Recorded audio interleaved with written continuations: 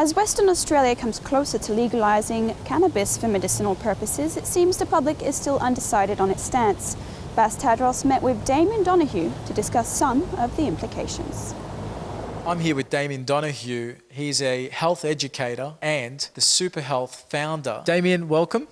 Hello, Bass. Thank you. What's your view on this debate around cannabis for medicinal use? I think it's going to be very useful for us as an alternative medicine. We're seeing lots and lots of feedback now coming through, people getting results with it. So I think it's going to be a very beneficial thing when it finally comes through. So why would Perth need cannabis for medicinal purposes? I think we've come to a time where pharmaceutical medicine is not necessarily fulfilling all our needs, especially with the epilepsy. We're seeing more and more epilepsy now, and especially the children, we're seeing, they're not responding to these medications. They're loading them up with many different medications, not getting results. Where is medical cannabis providing the most impact, do you feel, in the health realm? We're seeing it's helping, it's anti-seizure, so it's helping with the epilepsy. Cancer as well is another big one. Most often we're using it to increase appetite, because people on chemo drugs, they've got no appetite, they can vaporise some herb, and then all of a sudden their appetite comes back. That's great, and I think it's very useful, but what I'm really interested in is how is this herb, this medicine, going to be used to reverse cancer?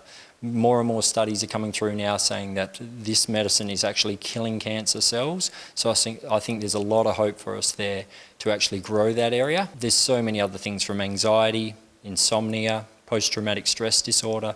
These are all common ones that are coming up now. Autism, that are benefiting from the use of this herb. How are people utilising this medicinal cannabis? There's many ways of consuming. A lot of people don't want to get high. They don't want to experience the high. What can be done in that situation is suppositories made with the herb in the suppository, and people will just insert that into the rectum, and they won't actually get high from that. It bypasses the liver, so it doesn't get metabolised. The psychoactives are not taking effect, so people don't get high. That's one way of using it. Another one for quick release of the medicine from the herb is by vaporising, which is a little device that heats it but doesn't burn it. So it doesn't combust the herb. It's just releasing all the essential oils and the medicine off the herb. So that's a way of getting quick reaction. You could have anxiety, vaporise some herb and have it balance you very quickly. There's another way of ingesting, so people are making different oils, extracts, and taking in capsules or in liquid form, and they're ingesting it. It's likened to like a probiotic, or is it likened to like a herb or more of a vitamin perhaps? I think we could compare it to a plant compound, and we could look at it like a vitamin. As an example, if we are deficient in vitamin C, we take vitamin C supplement.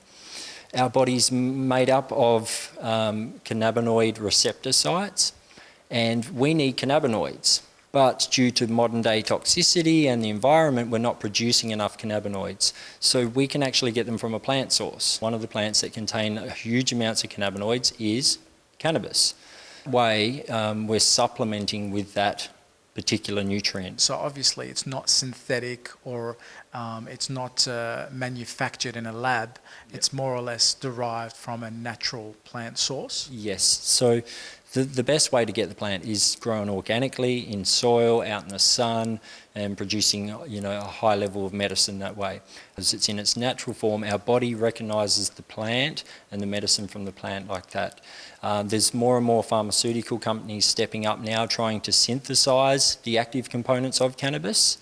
And I think that's going to create some problems, because we're already seeing bad effects. People are having reactions to these synthesised forms of cannabinoids. So sticking with the natural plant-based way is definitely the way I'd recommend. What else has come about in your research that you think is quite interesting? Just the overall amount of different conditions that it addresses. That's probably the most interesting thing. Is it goes from everything from epilepsy, cancer, autism, anxiety, stress, insomnia. It just keeps going on and on. Lyme's disease, people are reversing many different diseases, arthritis.